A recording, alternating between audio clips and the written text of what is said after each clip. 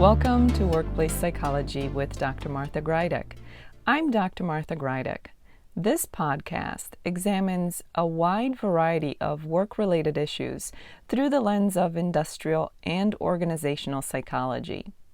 And while many of the topics discussed here may be seen as intended for white-collar employees and their employers, in reality, the ideas presented here are applicable across organizations and industries. Additionally, many of the topics discussed here may be applicable outside of the workplace. I encourage you to examine what's presented here, apply what makes sense to you, and simply discard the rest.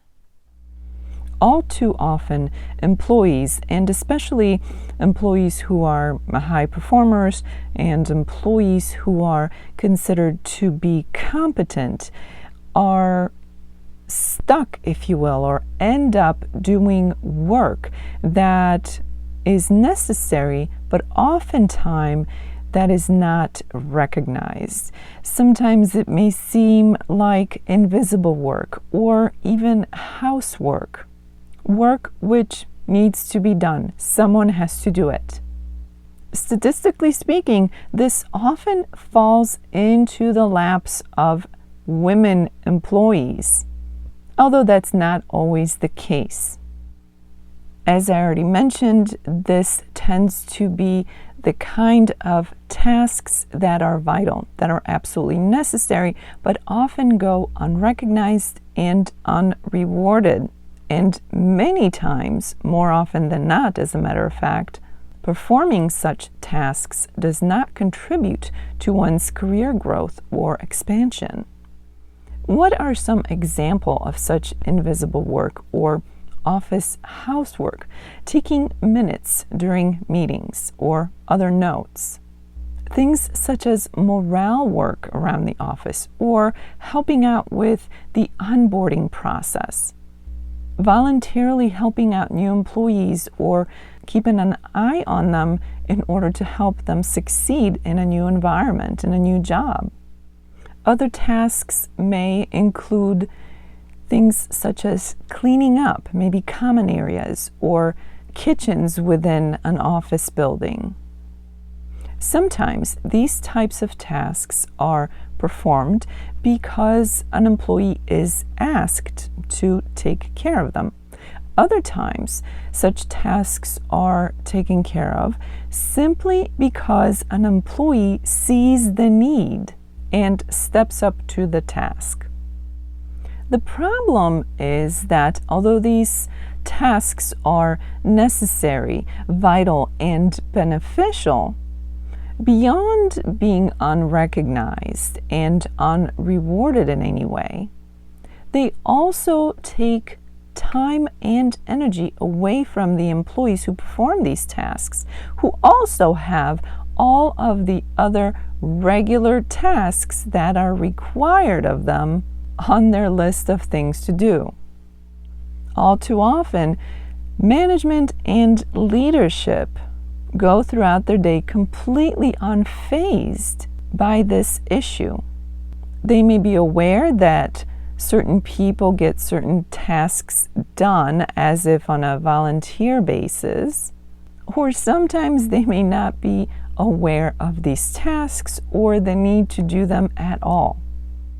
The reality is that these tasks are real, they're often required, and even vital for the organization's success and the success of daily operations. This is why employers have to step up to not only recognize the issue, but also assist in making this a better experience for everyone involved. As an employer, you have to make sure that tasks that are necessary still get done, but not in a way that interferes with employees and their work. When it comes to office housework, this is something that can be performed by people hired specifically for that work. If as a company you already have a third party or maybe an internal department to clean the space. Any additional housework type of tasks can be performed by that third party or department, rather than having to ask employees who were hired for other jobs to pitch in. If a third party or a designated department is not an option, at the very least, such tasks should be performed by everyone involved and not be left only to a handful of people, or maybe even one or two individuals. If your employees are required to pitch in, make sure as an employer, as a leader and manager, that you have an inventory of what needs to get done and how often, and rotate your employees to take care of these tasks on a regular basis. This has to be an organized and a fair system. The other thing to consider, if you are requiring your employees who are hired for other jobs to pitch in for these invisible work type of tasks or office housework type of tasks, make sure that these individuals are recognized, publicly appreciated, and compensated for doing this work. If it's possible, try to align the tasks with people who will benefit from doing them. For example, if helping out with onboarding can be beneficial to someone's career, to their experience at your company, propose that this be a task that those individuals explore as something else to handle as part of their responsibilities. It is so important that these kinds of tasks are managed, are fairly distributed, and are recognized and appreciated and compensated in whatever way possible. This is because all too often, invisible work quickly becomes or starts to feel like thankless work. And nobody can do thankless work endlessly, at least not willingly. This is where people may choose to leave an employer. So, as an employer, you have to be smart about these types of tasks, and you have to be proactive. And just because you put a system in place doesn't mean that this is a set it and forget it experiment, but rather it's something that has to be managed and revisited on a regular basis so that adjustments can be made when necessary and required. It's also important that employees have a voice in this scenario. If you are asked as an employee to do tasks that are not really part of your reason for being with the company, you should have the ability to say yes as long as other conditions are met. Maybe that means more pay. Maybe that means a benefit of your choosing, perhaps a flexible schedule, let's say, as an example. Or, alternatively, it may be something that you agree to do if another task is taken off your plate. And while it's important that everyone contribute to the success of the organization, it should be done in such a way where conversations and negotiations are encouraged and allowed. Employees should feel free to have a conversation with their manager about tasks that are being added to their list of responsibilities.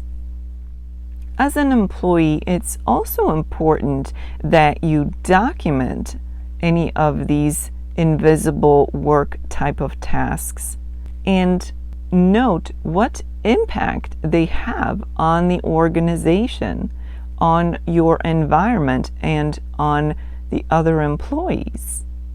This can come in especially handy during review time and as you're updating your resume.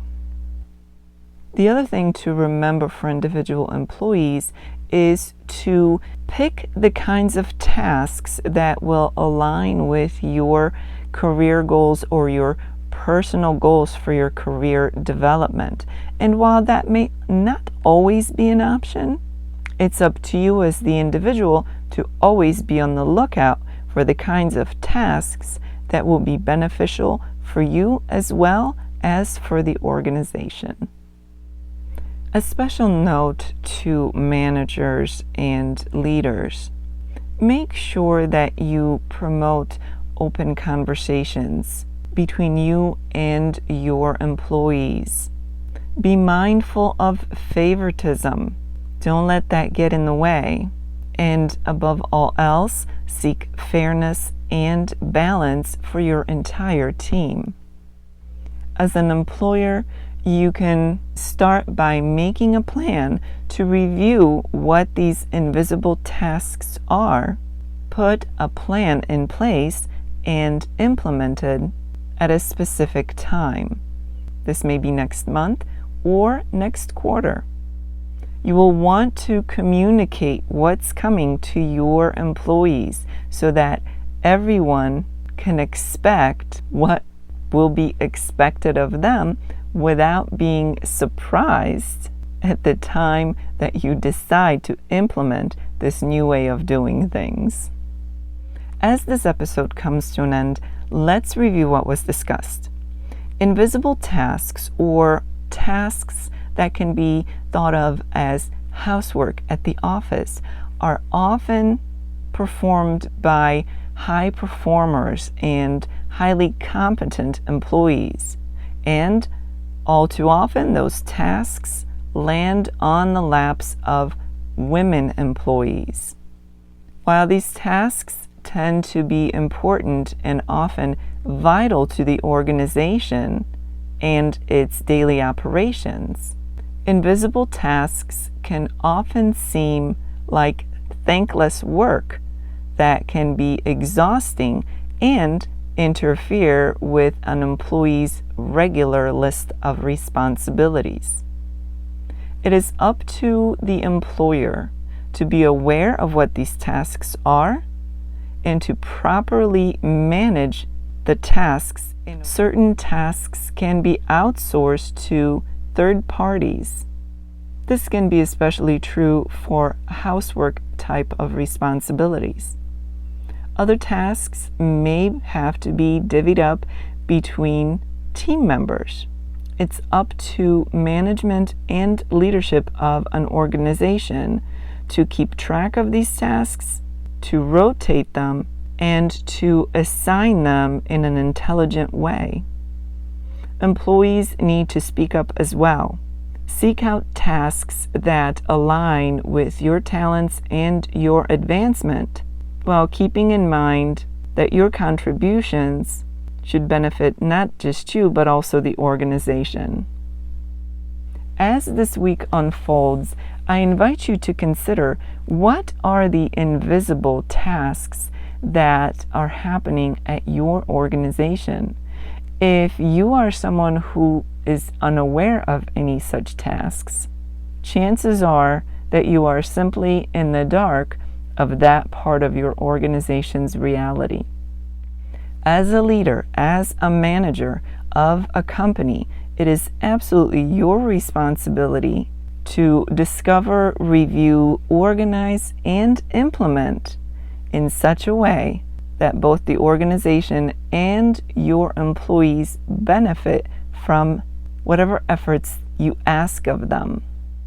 Remember that invisible work is often not only important, but absolutely vital to the organization and its success.